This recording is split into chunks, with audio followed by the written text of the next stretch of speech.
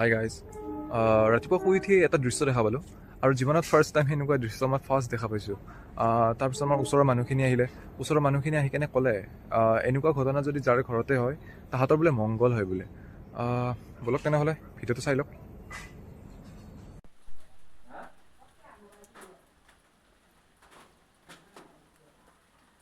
সিফালে নুখুলবি।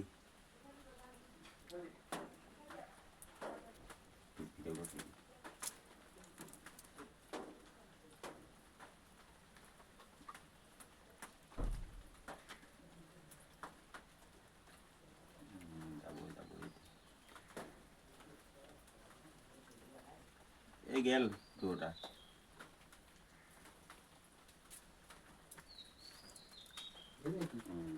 সেইফালে গৈছে, বাবাৰ ফালে গৈছে। এতিয়া আপোনালোকে কি ক'ব? এইটো বিশ্বাস কৰিব পাৰি নে নোৱাৰি? কমেণ্টত ক'ব।